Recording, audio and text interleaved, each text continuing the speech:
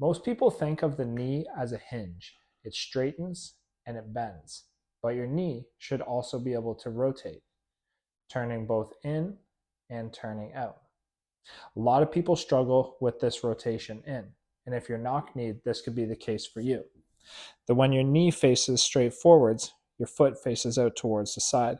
And when you try to bring your foot straight forwards, your knee will then be in relative. And as you can see, this creates this zigzag position from the foot, knee, and hip, in which you'll have to carry your weight over towards this side when you're walking, which can stress the low back, versus your foot, knee, and hip all being able to stay in the same direction. To see if you have enough range of motion, here's a simple test that you can do.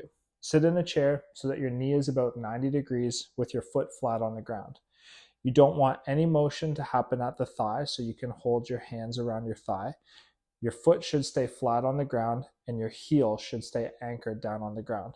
And then what you're going to do is turn your foot in as far as you can, aiming to get about 20 degrees, and then turning it out as far as you can, aiming to get at least 20 degrees.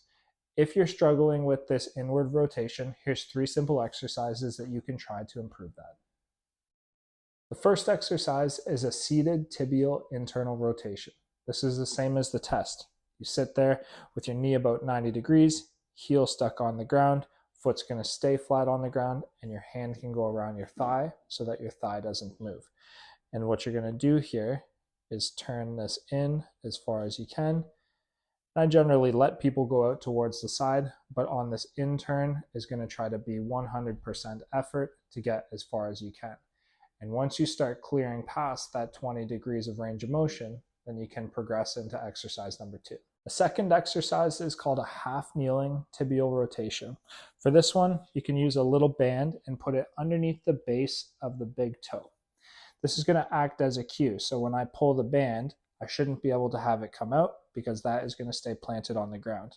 And then what I'm going to be doing here is using the muscles on the outside of my hip to pull my knee out relative to that foot that's planted on the ground.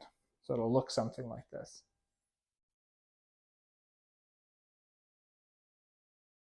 And you should be able to feel the muscles on the outside of the hip working as you go through that range of motion. The last thing to do to put this all together is to do a banded squat. So your feet will stay relatively straight forwards, and you're going to get this feeling of the band wanting to pull your knees in.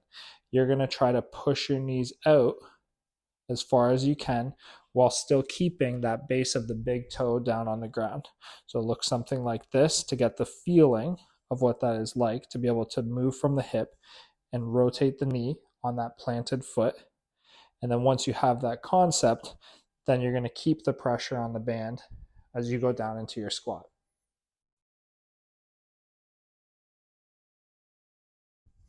That's how you can put it all together.